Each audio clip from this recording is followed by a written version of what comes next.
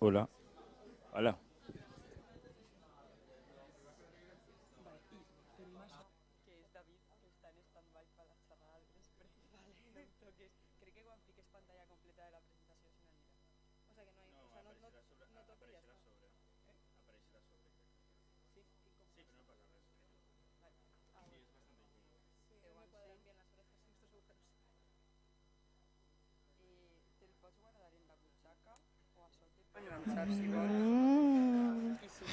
No- Vale, pues igual sí, es que no tengo... Habría venido con pantalones, pero lo llevo en la mano. Este proyecto era más porque no estaba a mí, pero igual. Yo repetí como 3 o 4 veces joder y llevar el micro. ¿Vas a este proyecto? En plan, aquí hay otro proyecto. ¿Lo quieres hacer? Me da igual. Vale, esto, ¿no?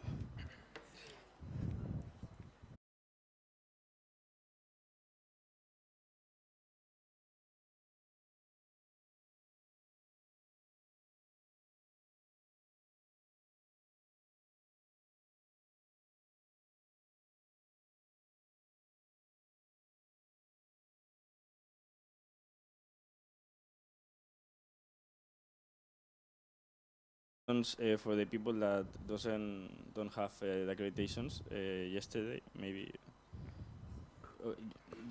Okay, you don't have accreditation. After the talks, we can give you the accreditation. Okay, nice.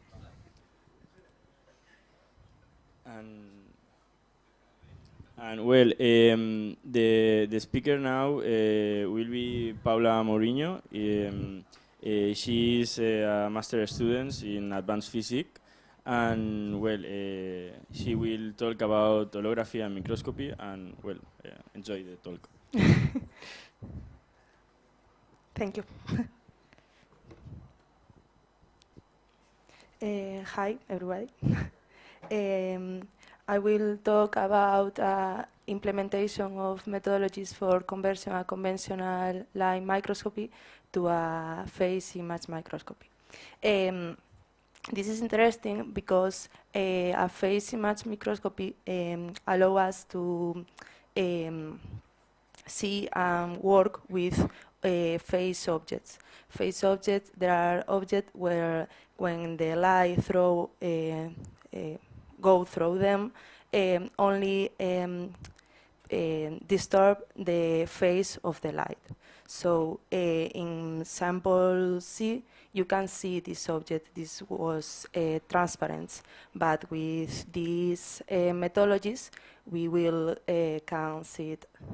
So this will be experimental work where I present this setup, but first of all, I will do a theoretical introduction talking about holography and their implementation in microscopy, because the technique used to see this phase object will be the holography. So the first step will be asking us what is holography. Okay, holography is, in general, objects, we can see objects because objects disturb the light when it goes through them, or is reflected of them, or is emitted of them. But the light is a wave, and the waves have amplitude and phase. In general, also amplitude and phase have information of our object, but in conventional photography, we only can get the information of amplitude of these objects. So the phase information is lost. In the phase information, we have perspective and 3D information of the object. To get this information, holography was proposed as a technique where we, instead of work with one wave, one object wave, that is the conventional photography wave, we introduce a new reference wave that comes from the same source of the object wave and generate a pattern of interference that is the interference just between object and reference wave. Creating this interference, we get a hologram. So in this video, you can see, bueno, sorry, yes.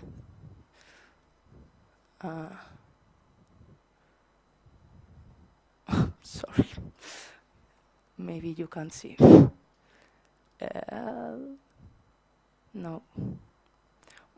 Well, you can see it, but no.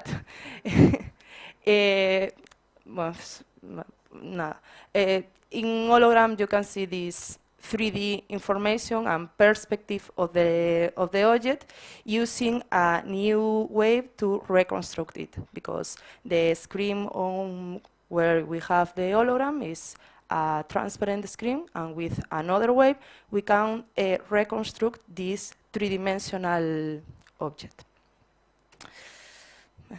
So the hologram process have two steps: recording and reconstruction. There are a lot of geometries to record, but in this work we will use a Gabor hologram.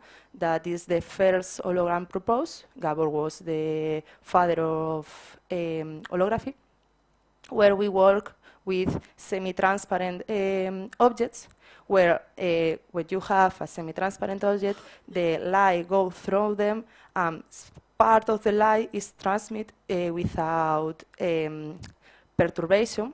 This will be the reference light, and some part of the light will be transmitted perturbed and work as an object light. Working with phase object, this is so adequate because there are semi-transparent objects. So, okay, in this work, instead of work with screens conventional, we will work with digital sensors to do a computation and processing of our hologram image. Okay, the last step of this theoretical introduction will be the presentation of the digital holography microscopy, like a combination of microscopy and digital holography, where digital holography is working as a tool in microscopy. So with this, we will get digital holograms of microscopy samples. The last term that I will present will be the quantitative phase image. There are images that allow us to get quantitative measures like thickness or the reflective index that are so useful for a lot of applications. Okay, with this, we will summarize the steps of this work in 3 points. The first will be the conversion of a conventional microscopy to a phase image microscopy using holography. Second was the validation of the system using tests of resolution.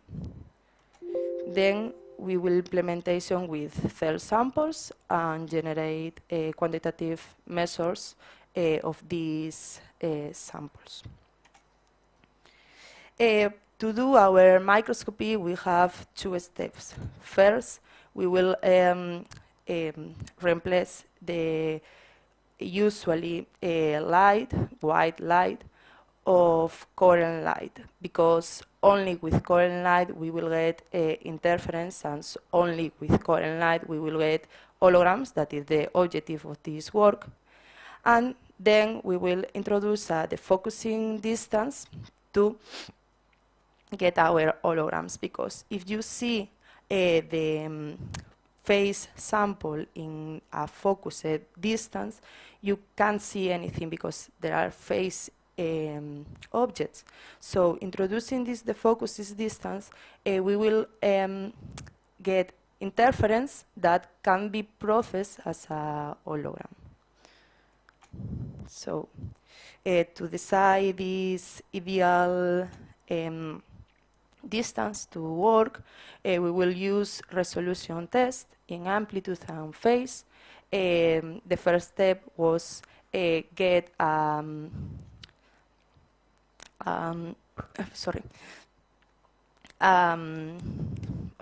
focused image of the test, where we will decide the maximum resolution.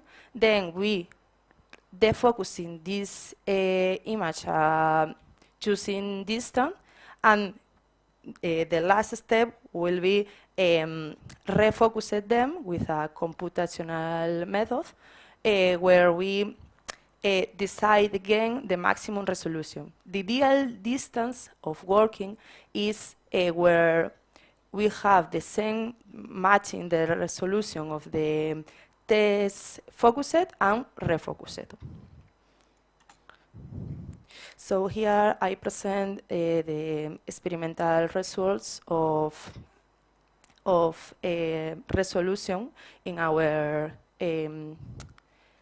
objectives. We will repeat this process for 3 objectives and get these curves with, you can see a range of maximum resolution, and we will choose their ideal focusing distance in medium of these curves, this range. So the last step will be implemented our system in the correct distance with 30 samples. In the first line, you can see phase image, so you can't see anything because they are transparent in regular C. But in the last line, you can see this image processed like a hologram, and you can see these cells for more or less objective. So here I have more samples with sperm cells. It's the same principle. And here with chick cells, work with the maximum, with the objective of 20 measure. You can see details of these cells that can be seen in regular view and without perturbing these samples and without anything. And then for the last presentation was the quantitative phase image that here I present a phase test where you can see how doing a chord in this phase image you can measure optical phase, and then with this, with a theoretical relation, you can get the height or the thickness of this phase test. This can be used with cell samples too. This is all. So, any question? Thank you. So, if you have any questions, yeah. When you were doing the resolution test, you first had the amplitude, and then you had the phase. Why was the phase object was little turned to the left? Is it? Sorry, aquí. Yeah. Here. Sorry, can you repeat what? The object isn't a little turned to the left, it's inclined in a way. Turn to the left. Yes. It's Yes, Rotate it. it's because when I get the image, it doesn't be well collocated. Sorry, but it's experimental. Yes. Yes. Any question more? No. Maybe I have a question. Which is the maximum resolution you get with the The resolution was in pairs of line of micrometers. Okay. With this is the with more objectives we have more resolution. This example is for 10 objectives, I think, and the resolution was 7.6, I think. microns? Sí. Yeah. Okay. Okay. Thank you. Yeah. Okay. Only for curiosity.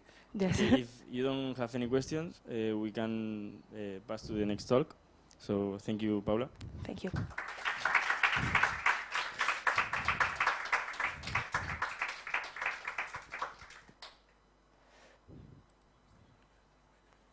Okay.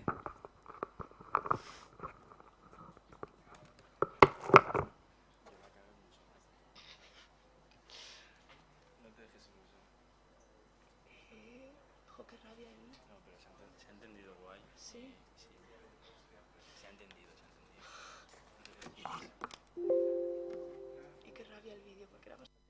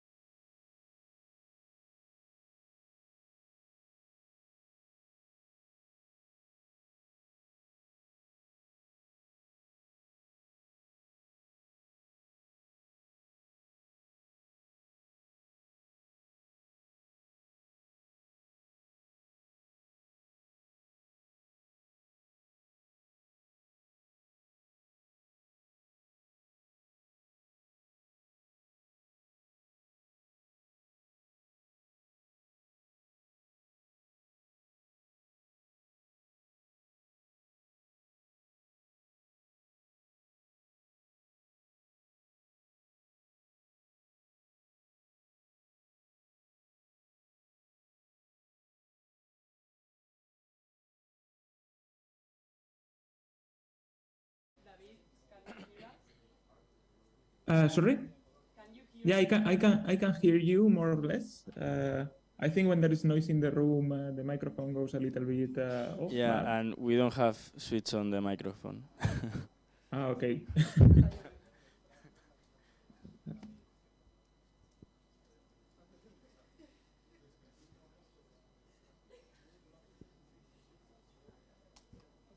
How about now? So Now it's perfect. I can Right. hear you perfectly. well, we have the last talk. Is it the last talk? Of today. We have the last talk of this morning. He's David Valles, and Carmen Galotto. They are members of Visible Spectrum, and they are also, David is a PhD researcher, and Galotto is a student of the physics degree. And well, they are bound to the physics faculty of the University of València, and well, enjoy the talk. Thank you, Jesus. Well, some of you will remember me from yesterday. And here we have David. So before beginning, as you can see, obviously, David is on a Zoom call because he's doing an instance in Italy. So please, when you ask a question, make sure to bring the microphone close to your mouth so he can hear you. And before beginning, we wanted to say that this is an open talk. So if at any point during the talk you have any question or want to make any apportation, please raise your hand and it's open to that. We will have a discussion time afterwards. So if you are thinking about opening a longer discussion, please keep it to the end of the talk, but feel free to raise your hand during the talk too.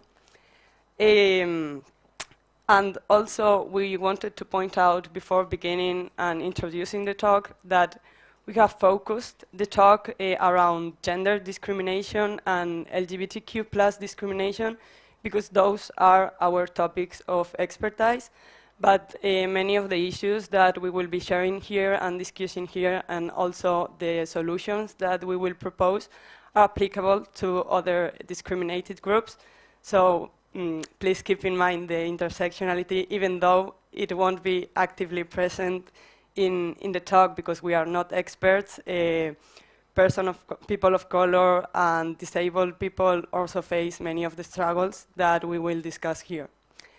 And without further ado, we will begin the talk. As the title says, we are going to talk about diversity in science. David, if you can pass to the next slide, please. We've organized the talk as a kind of chronological path. So first, we will discuss some historical reference only as a way of introduction. Then we will show current data that we have of the discrimination faced in STEM fields. Next, we will discuss current reference and how the situation has changed from the historical point firstly introduced. And the last point of the presentation, as the title says, is a path to inclusivity, where we will expose the solutions and some propose some things that we think, some actions that must be taken to make STEM fields more open and inclusive. So for the introduction, the two main questions that I want you to think about are why are role models necessary? Why are we always talking about having role models? And also, if it's still useful to discuss the past, and should we still be talking about these things that happened maybe 50, sometimes even 100 years ago? David? So first, I want you to introduce you to three important women in science. The first one, Dorotea Barnés González, is a Spanish chemist. She obtained a doctorate in chemistry, and she worked all through Europe in different laboratories. She also gained a scholarship to study at the MIT, and she was granted this scholarship by the GAE, an Spanish organization for education who was active in Spain during the time of the Second Republic. This time is known as the Silver Era in Spain, and it's characterized by having a lot of cultural and scientific activity. And she was born in 1902, and she died in 2003. And her main contributions to science were in the investigation of the Raman techniques, which I'm sure many of you will have heard about. And she brought those techniques from where they were being investigated in Europe here to Spain, and published quite a lot of work about that. And I think the discrimination that she mostly suffered is that many of you probably don't know her. Even those of you who are Spanish probably have never heard her name, even though her work was really important in her field. She was also forced to abandon science when she married, and also when the Spanish Civil War broke, she was forced to exile and couldn't continue her investigations. Next, we have Maria Göppermeyer. I'm sure the physicist here will have heard her name. She was a German physicist doctor. She studied at the University of Göttingen, and then her work was also developed in the United States, where she fled during the Second War. She has done a lot of important work, but I'm not here to talk about her work. I must say that all of these women deserve a talk only for themselves, and I couldn't do them justice in a very short introduction. But the discrimination that she mostly faced is that she was always going behind her husband. Her husband was also a physicist, and she was forced to follow him all around the United States where he worked. And she many times had to work without getting paid at the universities that her husband was working, even though her work was as important as his. And also, there was a very famous incident, as many of you, I hope, know. She won a Nobel for her work in the Manhattan Project. And when she won the Nobel, what the papers said was, mother wins Nobel. She was a very important scientist in her field, but the papers decided to say that she was first a mother. And then we have here Amy Nether, who I'm sure you have heard of her. Her theorem is one of the most important results used in physics. And she was a mathematician. And the discrimination that she suffered is that even though she was widely recognized in her field and all of her colleagues recognized that her work was very important and that she was opening new lines of investigation and that her results were amazing, and you can find texts from Einstein, Max Planck, and many more saying that she was an incredible scientist. She worked without getting paid for at least more than 15 years. She worked as a professor at the university without getting paid for more than 15 years. She also had to interrupt her investigation because of the World War II, and she fled to the United States. She had the opportunity to continue investigating, but sadly she died shortly after. And I also wanted to point out that these three women all have in common that they came from academic families. All of their parents had already studied at the university, and they were from not always like really high level economic class families, but at least medium. So they had no problem in attending uni. And as many of you know, they are not only the three only historical examples of women. There are many more. There's, I don't know, Henrietta Leavitt comes to mind. I only chose them because they are a great example that being a great scientist was not enough at that time to get recognized if you were a woman, because you were always a woman first and then a scientist. And sometimes people didn't even saw you as a scientist. Next. We have some LGBTQ plus scientific scientists. First, we have Sally Ride. She was the third woman in space. She worked for NASA. She was a physicist, a physics doctorate, and she was also a bisexual woman. She was married to a man, one of her coworkers, for a long time. And then they got a divorce, and she had a relationship with a woman.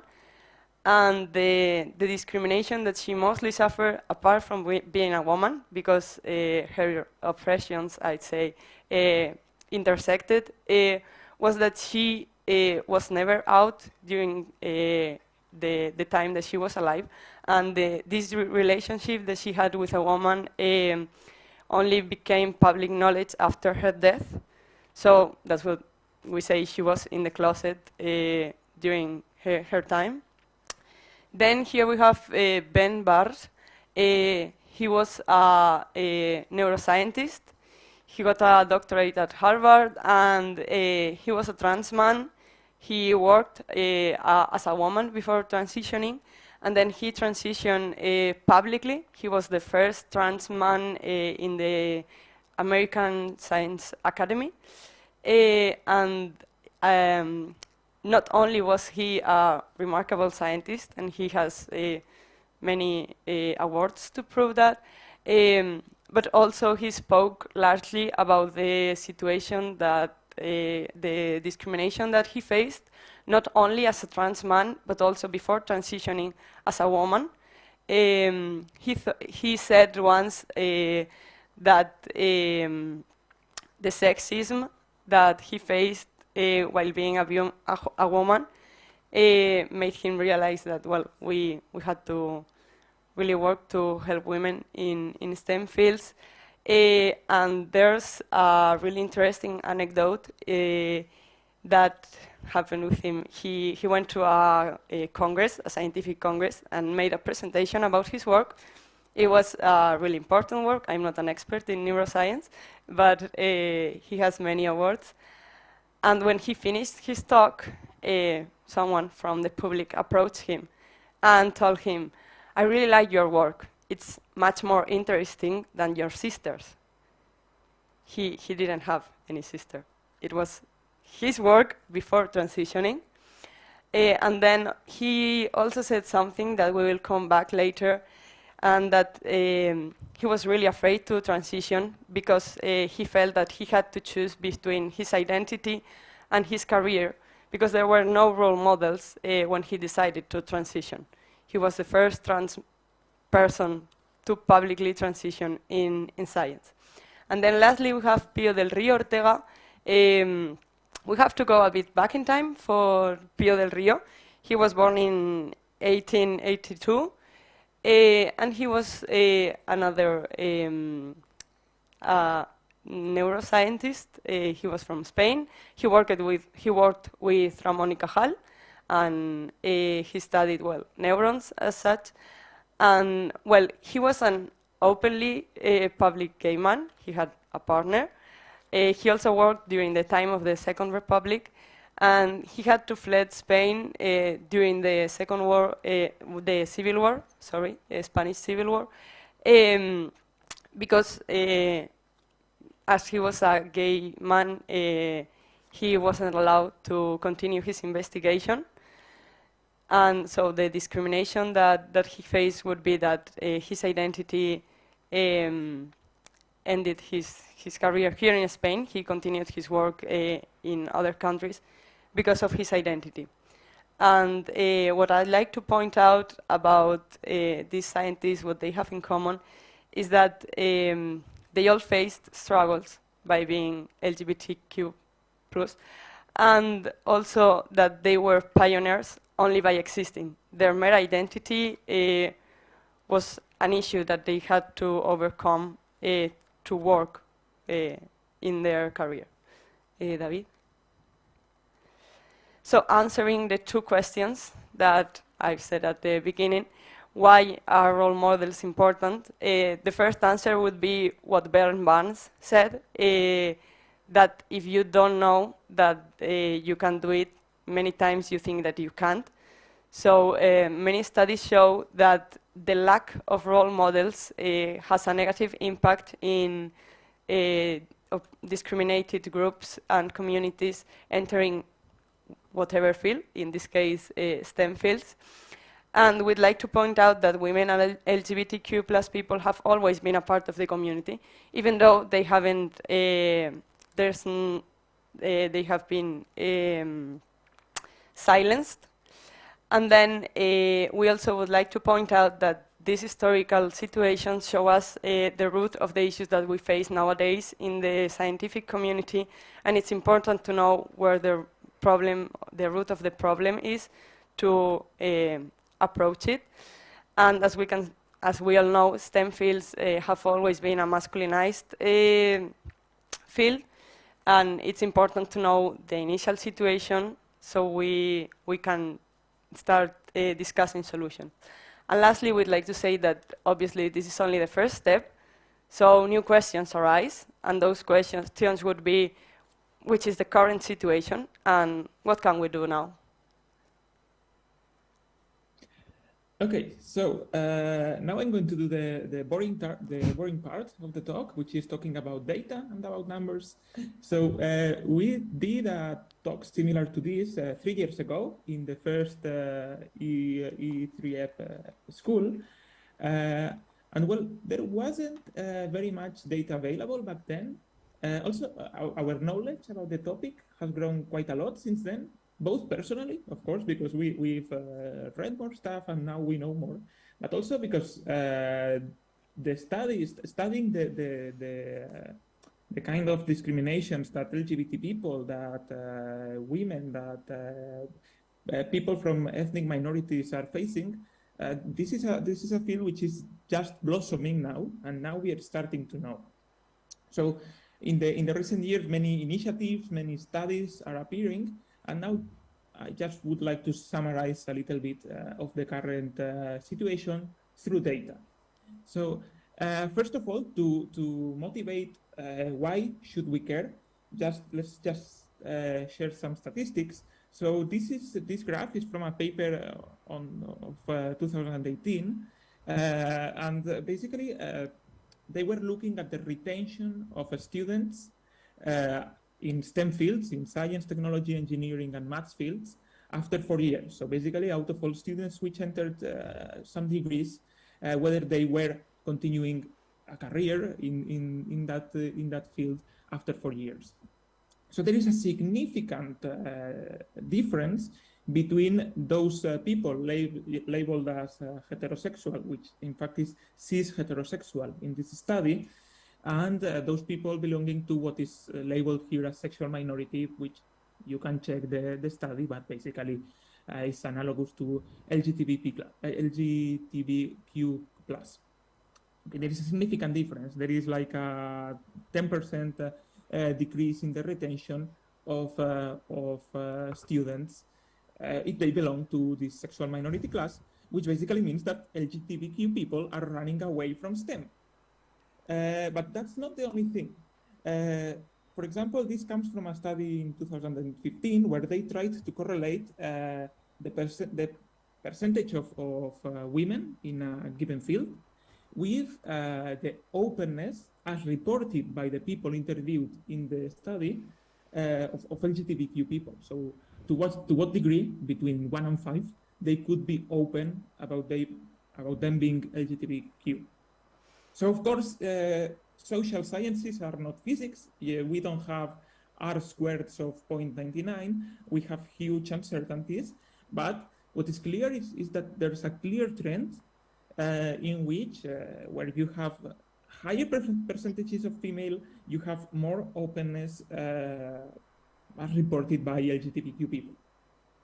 And there is a good reason to that.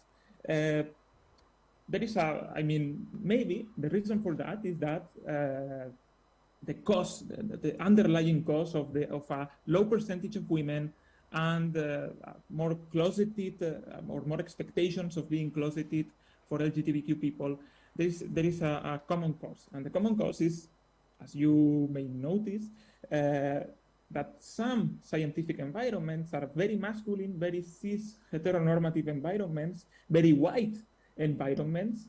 There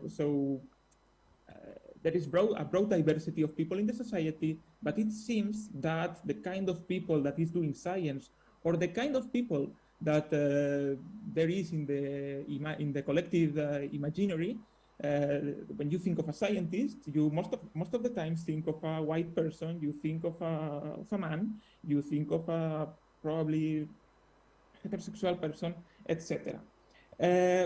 And just to give an example of what are we talking about, and not to criticize anyone else, I'm going to talk about my department. In my department, in the astrophysics department at Universitat de València, so out of 16 professors, there is one woman. There is one woman.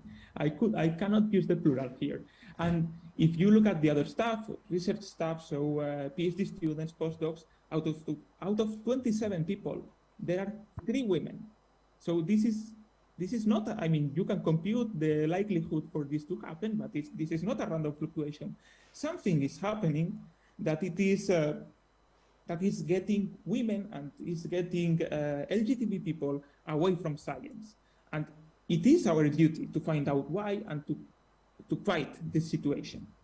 So now I want to talk about a recent study which was published earlier this year about what are the challenges and what is the situation of LGTB plus physicists. And this is done in America. This is done by the American Physical Society because, well, in fact, there is more data there. But we will talk also about local statistics in a moment.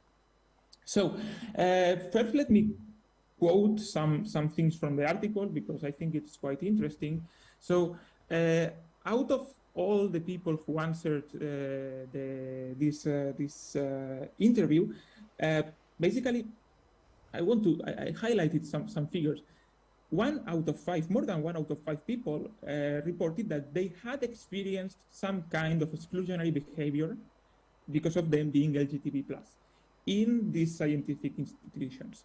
And more than 1/3 of these people reported that they were considering leaving academia because of either the observation or the experience in their own flesh of this exclusionary behavior. So 1 out of 3 LGTB scientists, or physicists in this case, were considering leaving their institutions because they were not welcoming places. And it's not only a problem of LGTB people, but when you, as Carmen was mentioning, when you intersect different kinds of discriminations, things can get worse, and therefore we have to study this kind of discriminations in an intersectional way.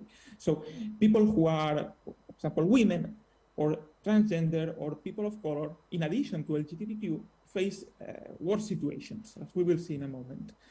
And on the other hand, on the bright side of things, all of these respondents who reported being out also were reporting being more comfortable at their workplaces, which is kind of obvious.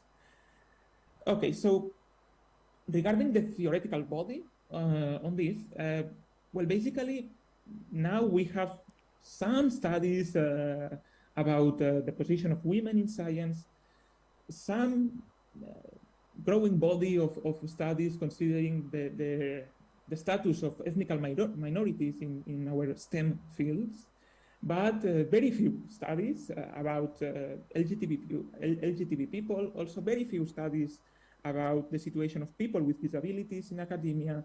And of course, as Carmen said also, we are going to talk about women in science and LGBT people in science because that's what we are more knowledgeable about.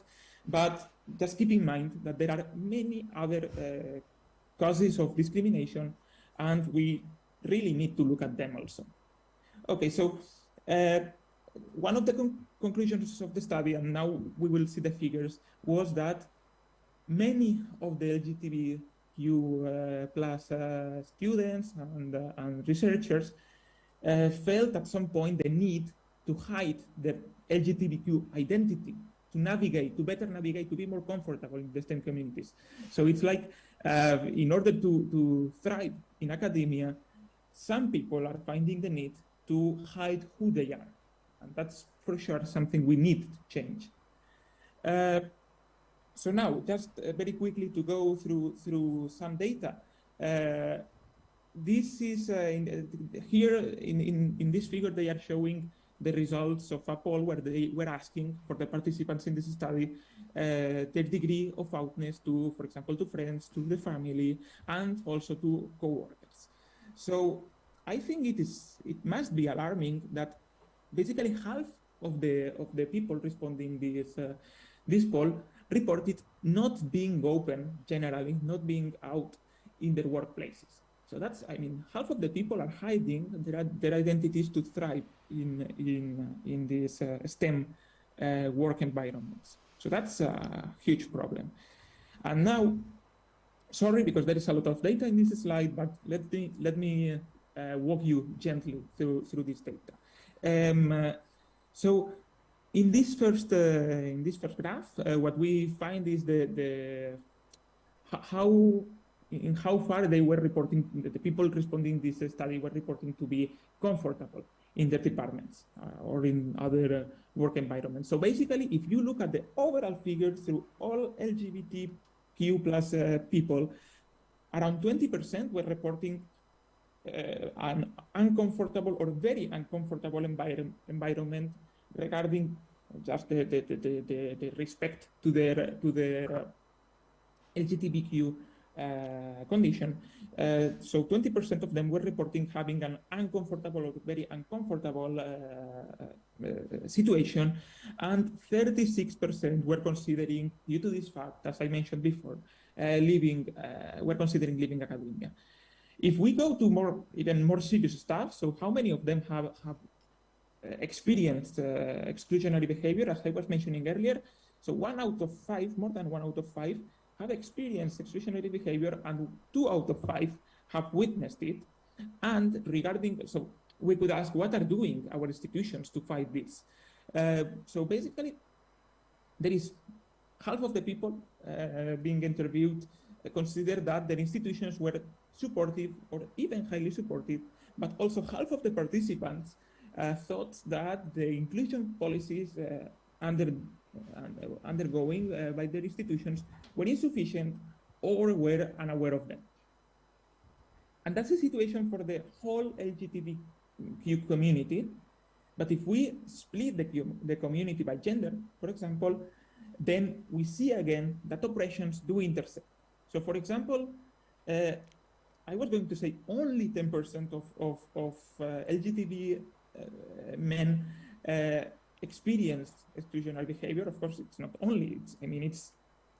It's a very high figure, even if the situation is worse in other groups. But 10% of men experienced exclusionary behavior, but this figure increases to 30% if you look at women, and almost half of the gender non-conforming people report having experienced exclusionary behavior in their own flesh.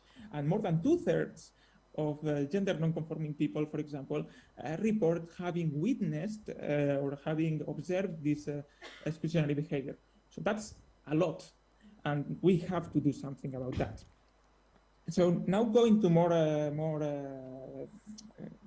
more practical things. So what are these kind of discriminations? Just not talking about numbers, but giving some examples. So these are actual testimonies, which I have quoted verbatim from the article. So the respondents quote, for example, misogynistic comments. They quote also mockery of the concept of gender identity. So you can imagine being, for example, a gender non-conforming person and having to withstand people just making fun of the concept of gender identity. I mean, that's horrible. For example, also people reporting that their choice of pronouns is not respected by their co-workers or fellow students or whatever. And I like this last quote very much. A person just reported racist and homophobic remarks because it seems that that there is a lack of exposure to other cultures beyond their own. So that's what we were mentioning. If we have an academia which is dominated in proportions larger than those which we find in society by men, by white people, by heterosexual people, by cis people, of course there is a lack of diversity, and therefore there is a lack of education in that respect. So one of the conclusions of the obvious conclusions of the study is that we need our organizations, our departments, and we will talk about it later on, to develop better policies to report any kind of exclusionary behavior, and they have to be specific. So they have to be responsive to the needs of LGBT people, or responsive to the needs of people from ethnic minorities. So there is a lot of work to do, which we will talk about later in the institutional side. And when we did this talk in 2019, this is a slide from the talk. I remember I personally complained of the fact that we didn't have any statistics at the European, at the Spanish, or at the level of even our university. So the situation is different now. And it's different because since last year, we have, it was published in the publisher of publications of Universitat de València. They published diagnostics about LGBT and ethnocultural diversity in among the students of Universitat de València it is a very interesting document. I recommend you to take a look if you are interested in these topics. And I am going to go very quickly through some points of the booklet, just to mention what's the situation in our university. So before I found two very interesting quotes in the introduction. And the first one is this. So one of the things that motivates the study is the fact that it is very rooted amongst both students and faculty, the conception of the university as it being a space of pure knowledge. So there is and therefore scientific knowledge being a fully objective thing. So it's totally detached from the subject and therefore from their social situations, from their, so whether it is their sexual, gender situation, their ethnic and their cultural situation, or whatever. So this kind of, so as if science was done from these ivory towers, and scientists are totally unaffected by whatever society is conditioning them to. So what this study wants to answer are some questions. I have just highlighted some of them. So does faculty report the discriminations that they witness? Is sexual and ethnocultural diversity present and respected in the classroom? Or, for example, do students with non-normative sexualities or non-normative genders feel safe? Do they feel respected in the campus? So do they feel respected by professors? Do they feel respected by fellow students or whatever? So this is what this document wants to answer. The sample for this study is quite small, so the study is more than quantitative. It's more qualitative, but I think we can learn a lot about that. So these are, in fact, I mean, the study contains a lot of quotes from the students during the interviews, and I think they are very illuminating. So, for example, one thing that is said in the document is that one of the problems that especially gender non-conforming and trans students may find is that some professors do not want to make life easier for them. So, for example, there are cases with bad intention. People in our university have experimented that some professor is tormenting them, treating them with the wrong gender or with the dead name or whatever. Also, the next comment is about a person with well, it's a person talking about another person with non-normative gender expression, and basically it appears that there were negative comments, maybe not malicious, but some comments about their gender expression, and it seems that professors hold a position of authority. Among other things, they are employees of the university, so they have the obligation to take action when they see things that are against the regulations of the university, of course. So it seems that in some occasions, the faculty, we are not able, or we are not stopping these kind of situations. So there is a need to convey the message that other people, other students, professors, or whomever needs to step in, and we need to raise our voice if we see these kind of situations. But it's not all negative, of course, and of course, if we are talking about the problems, I am focusing on the negative part, but there are also positive things, and they are also compiled in this diagnosis. So, for example, some people find university like a new place, like a new environment, and it can be a liberation from many people. So they find that some people report that they find in the university environments places where gender, sexual diversity is better normalized than in their previous environments, and that can help people. But here it's important, and this is mentioned by many people in the diagnosis, the presence of role models. So having a role model, having people who probably has gone through experiences similar to yours is very important. And it's very important to find, for example, other students in your university, or it's also very important that, for example, LGBT professors, if they want to, of course, they are visible, because that's a role model, and also Carmen already motivated the importance of role models. Okay, so now I hand it to Carmen again to talk about role models.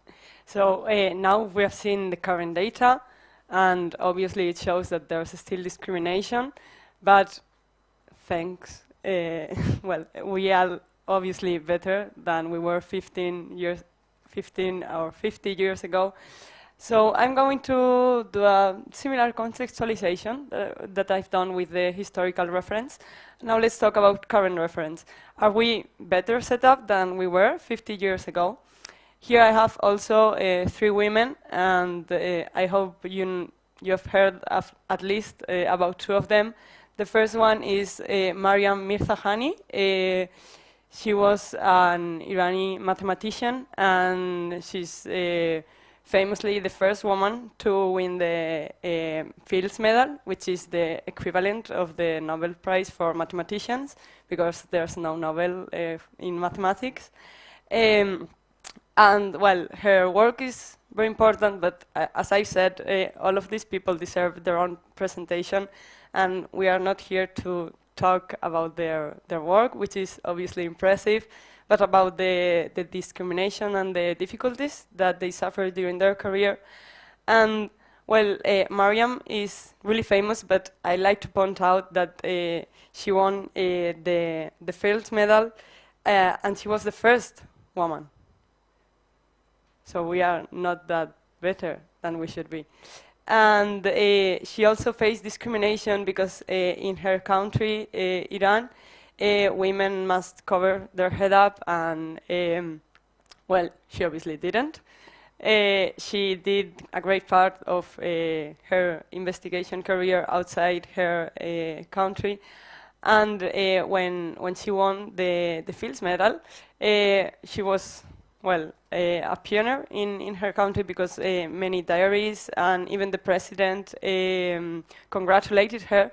But there was a famous incident, and that's that all the papers and official congratulation posts, etc., tried to cover the fact that she didn't cover her hair.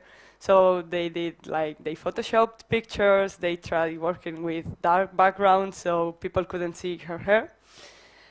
Then we have Andrea Ghez, which I hope you've heard of her, because she won the Nobel Prize in 2020 for her work in the discovery of the black hole in the center of our galaxy. And she was actually quite well known around some circles, because she had done a lot of outreach before winning this Nobel Prize. She has appeared in many documentaries. But even though her work was already important before winning the Nobel, and she had done a lot of outreach, her name wasn't really famous until she obviously won the Nobel, which is a very important feat for her career. And lastly, we have Verónica González Fernández, which I've chosen because I suppose many of you don't know her, and I wanted to bring the reference closer, because Mariam and Andrea are obviously internationally known, but Verónica isn't. And even though she isn't, she's also a referent. She is very important in her field. She studies optics at the Complutense University of Madrid, and she's also the president of the women's area of Sedoptica, which is an optics association here in Spain. And she has also done a lot of work in scientific outreach, mostly focused in outreach for kids and that public. We had the opportunity to have her here at the Faculty of Physics in the University of Valencia not so long ago in the context of the Day of the Girl and Women in Science.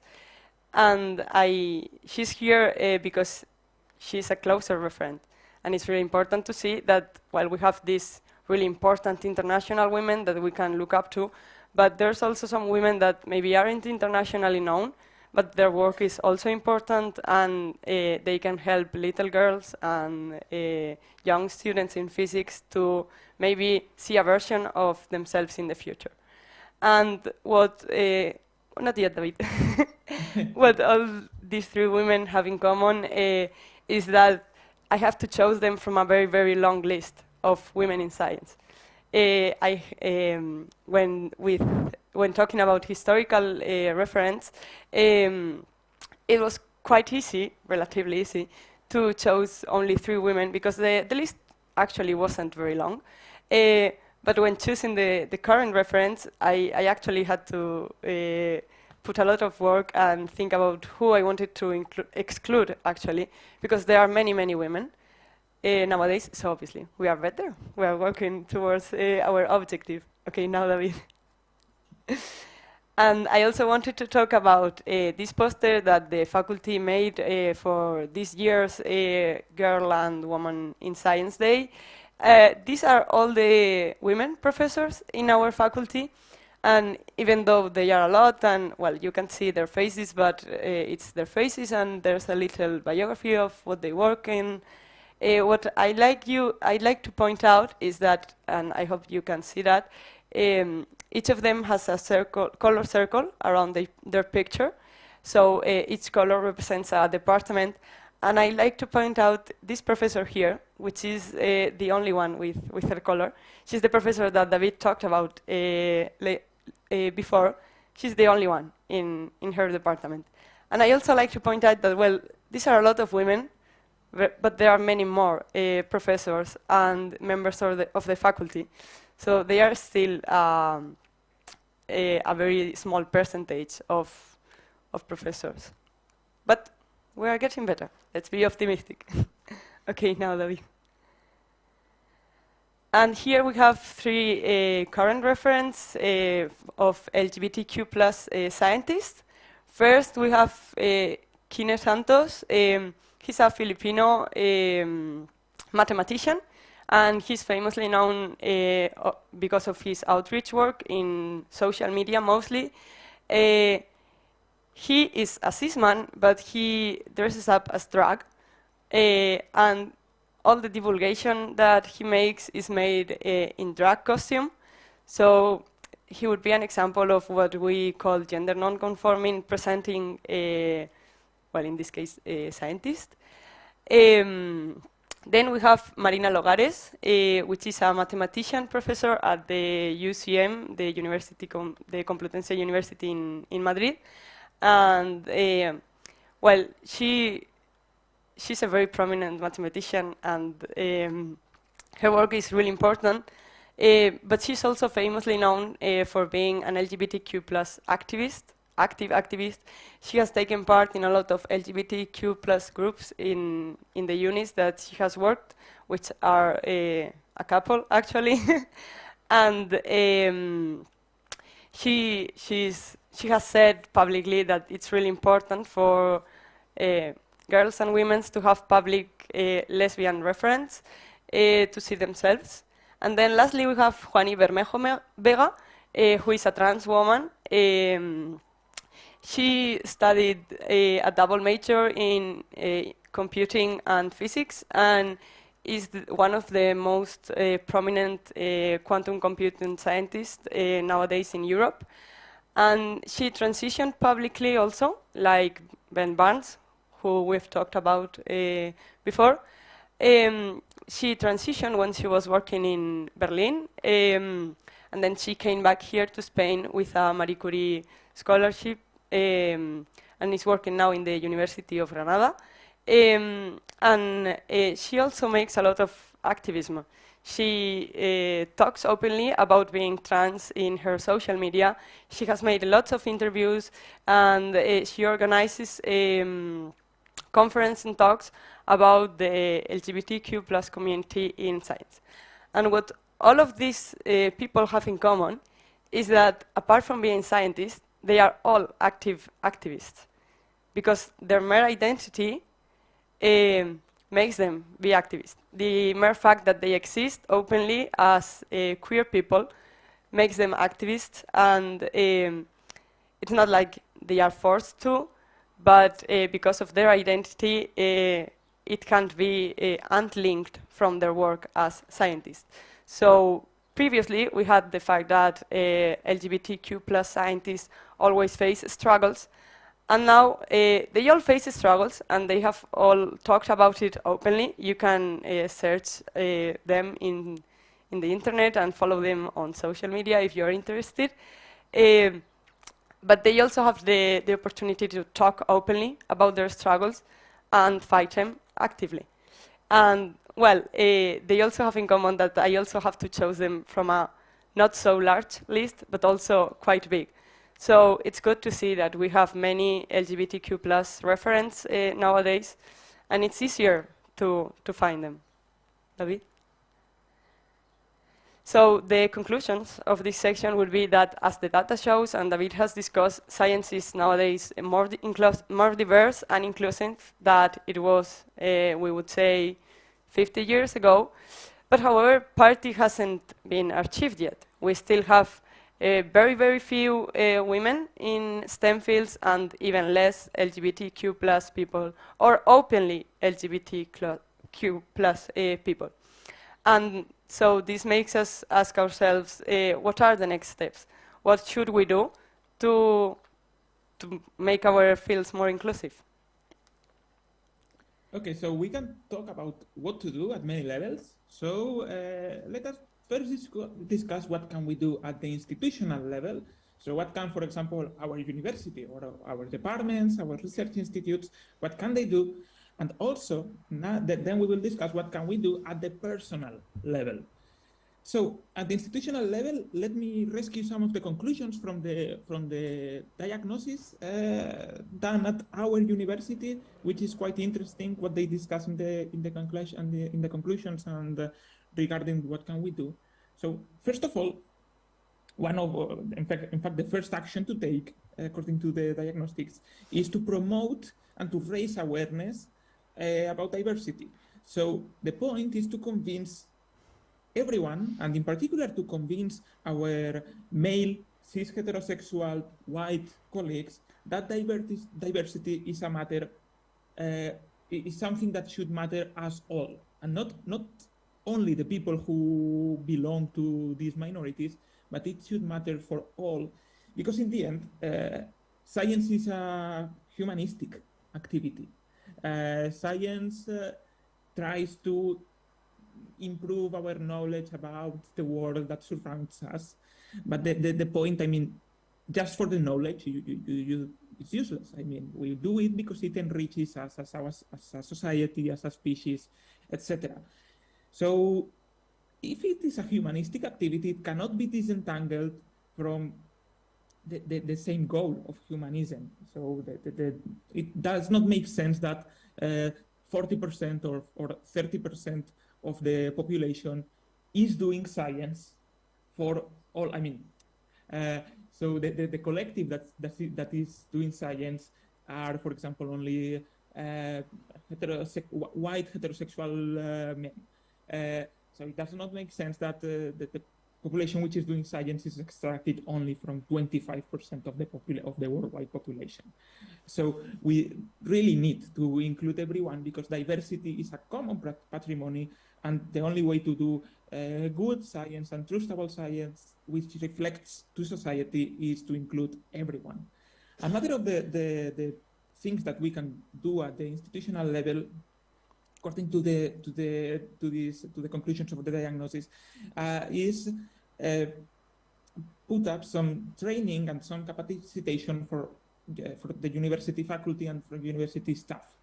especially, well, basically this study was dealing with ethnocultural and LGBT diversity. But it is necessary to do some training and to do for all members of the university community, but especially for those who work for university, do some training on diversity. And last, something that is also mentioned is that a constant trend which is seen in all kinds of discriminatory incidents that have happened at university was that many of them were not reported, were not properly reported, or no complaints were filed or whatever. And this is because there is, and it also happens in many other places in society, in general, the people who have been victims of these discriminatory incidents, they don't trust that it is going to be useful, or they do not know which channels are available to filing these complaints. So we really need to work on establish these trustable, these efficient channels to denounce any kind of discriminatory incident, because if not, we are just making this situation worse. And what we are going to do is that more and more people are going to, if unfortunately they suffer some bad incidents in this sense, they are not going to denounce it because they will believe that it is useless. So that's what we could do at the institutional level. But in fact, our university is making good progress on that, and let's hear Carmen. Yeah, so here in the Universitat de València, we have two main groups who work towards equality at the institutional level. First, there's the Unitat d'Igualtat, Equity Unity, which is a department of the university who centers its work around gender equality. And well, they organize many activities, such as talks from relevant women in all kinds of fields, from social sciences to STEM, and also sometimes feminist theory.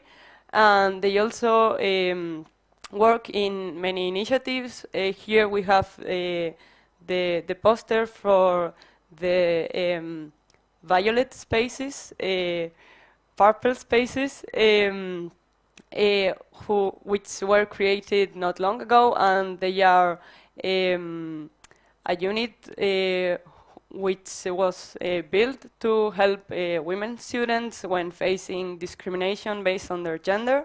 So if they suffer any sexual harassment, either from a professor or a fellow student, or any other kind of discrimination, there's this space where they can go, and there are specialized people who are there to help them, not only in the, we could say, the speaking out loud about this situation part and reporting it, but also helping them at a personal level with psychologists and personal support. And then there's Diversitats, which would be translated as diversities, and it's the group focused on LGBTQ+ discrimination. They also make a lot of activities and organize talks and that, but they have a very interesting initiative, which are horizontal work groups where they bring together professors, faculty members, all kinds of members from the university community, and they work towards solving some problems that have been detected at the university. And one of these groups came with the initiative of the rainbow or multicolor spaces, which is kind of analogous to the purple spaces. It's a place where students, but also professors or any member of the university community can go when facing any kind of discrimination based on their gender or sexual identity. So we can see that here at the University of Valencia, there are a lot of steps being taken towards equality. And obviously this is very important, not only because if a student or anyone in the university community sadly suffers any discrimination, they will have help, and they know that, but also because it sends a very important message, and that is that the university stands with oppressed groups and against discrimination, and only this message is shown to decrease the aggressions and any kind of exclusionary behaviors. David? So now that we've talked about institutional level, let's go, we'd say, to the other extreme of the spectrum, which would be personal level. And that would be, what can we do as people when facing a discriminatory situation? And I'm not going to be talking about what can a victim do, because that would be a very different kind of talk, but I will be talking about what can we do as allies to help those who are in a situation of discrimination. And the first point would be to be conscious of our own biases, because we ourselves can be the perpetrators of this discrimination. None of us are free of biases. Being born and growing up in a society will give you biases, and they show in very different ways. Obviously, there's the personal way, where we will have some preconceived ideas about people and all of that, but here I want to talk about the impact of our biases in a workspace. So I'm sure you've heard about all men panel and all whites panel, where are panels of ponents in conference and talks cycles, where all the ponents are men or they are all white. If we are conscious of our gender or also racial biases, when organizing these talks, we can take a step back and say, hey guys, maybe we should be mindful of this situation. Let's try to bring to light the work of some discriminated scientists, because as it has already been shown in this talk, in previous points, there are a lot of important and relevant scientists who are women or part of the LGBTQ+ community, and sometimes they are silenced and their work is not shown because of their identity. And one of the things that also we can do is not upholding discriminated groups of people to double standards. This is shown because sometimes, for example, women are asked to do way more work than their male counterparts to get their work recognized.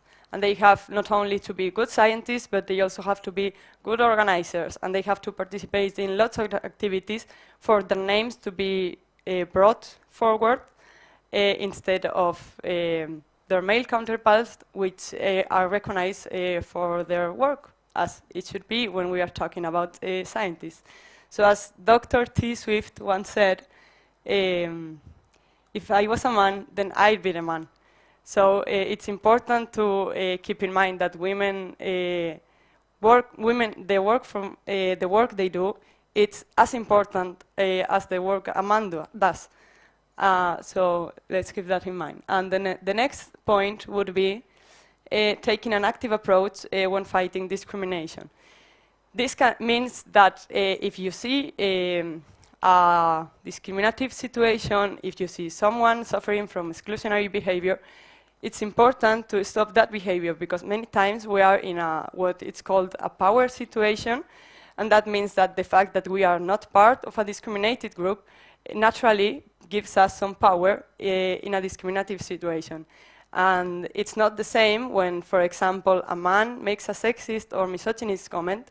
If another man stops him and tells him, listen, this is a very unrespectful comment, there's no place for that kind of comments in this space, that man sadly would listen to another man because he sees them as an equal. When on the other hand, if women complain about these issues, they are many times called that they are crazy and they are only thinking about feminism and blah, blah, blah, blah, blah, blah. When we could say the situation or the the answer it's the same. It's not received the same as when someone in a power position says this. And it's the same for people in actual power positions like professors. When a professor makes a discriminative comment or takes a discriminative stance against any group, it will not be received the same way if a student reports it than if another professor reports it. So to summarize, that would be, David? Creating safe spaces, okay? And then the last point would be listening to the voices in the community and uplifting them. This means that taking a conscious effort to listen to our fellow LGBTQ plus students or our women, classmates, etc., and also professors and all the activists, because sometimes when we are not part of the discriminated group, it's really hard to see this discrimination, and as we've talked about biases, we can be blinded and not be conscious of the situation. So it's important to take an active approach to this and educate ourselves. So we've talked about institutional level and personal level. There would be an intermediate level, which would be group actions. This would be when a group of people get together and they form a group, and that group can have more power than the individual people. Here we have Espectre Visible, which I already talked about yesterday, but it's a great example. It's a student association here in the faculty, and its three main purposes are creating a safe space for LGBTQ plus students, which ironically it does by merely existing, as I've already said, because when students get to the faculty and they are introduced to all the installations that we have, etc., and they see Espectre Visible in the talks that they are given the first days that they're here in uni, there's a clear message being sent about the faculty being against LGBTQ plus discrimination, etc. And then they also focus on outreach of LGBTQ plus scientists. As we have already discussed, having role models is really important, so Espectre Visible makes sure to bring some of those role models closer to the faculty. And lastly, they participate in the creation of inclusivity policies, which is the point that I think brings them to the middle of the spectrum between personal level and institutional level, and is that by being part of a group, we can be heard by the institutional institutions. So it's a great step for helping the LGBTQ plus community. Okay, and now last slide, I swear, because we are already abusing of your time. So there are many, and there have emerged many associations in the last 5 years or so, and even less. And that's really good because we are in a good moment to take action and to be heard. So, for example, just to give some examples, in the UK there is Pride in STEM. Pride in STEM is a young association which they promote a lot of activities in the UK, trying to just visibilize queer people in STEM. There are also research institutes like CERN, which have their own LGBTQ associations and which organize things at the local level. And last, to mention something in Spain, I think in 2019, maybe I am incorrect by a year, you know, I am an astrophysicist, so I have 10% uncertainties, at least in the best case scenario. So around 2019, Prisma was born. Prisma is an association which tries to fight for the affective, sexual, and gender diversity in science, and they do a lot of stuff. And in particular, for example, they organize a yearly conference to discuss these same topics. And in fact, the conference in 2021 was in Valencia, and we, Espectre Visible, participated in that. So just to give a broad overview that there is a lot of things being done in this respect. So nothing more from us. Thank you very much for listening, and if you want to discuss anything, we are available for that.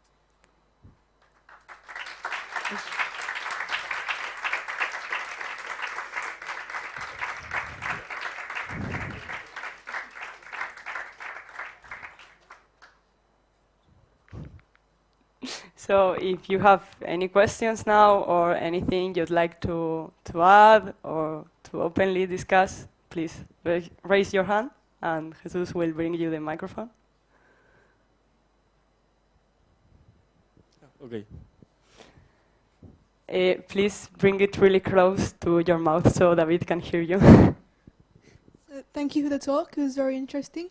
You, as a woman in science, how do you feel personally about your future here? Well, here at the Faculty of Physics in Valencia, I feel really comfortable. I cannot talk about the whole university because I've only experienced, my experience is limited to this faculty, but it's a really open and welcoming faculty. There are a lot of activities done to make sure that us women students are comfortable, and I like to point out that in the talk that we are given the first day that we enter first year, there's always a slide about women in STEM and how the faculty takes very seriously the issues that we face. So it's a really welcoming, and I feel it as a safe space. And it's also worth noting that I'd say, even though I've faced some discriminatory situations from professors, etc., who make all dated comments and that kind of things, all the fellow students I have, male students, have always been great allies, and I think it's a generalized feeling here in the faculty that we women can count with our male counterparts, not only students, but great students, but also I'd say PhD students and young teachers. You can really see how they are working in that. So I'm really comfortable, and all the friends I've talked with are also comfortable. Thank you.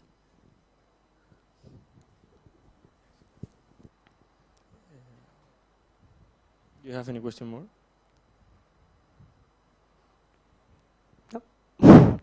Okay, well, thank you for your attention.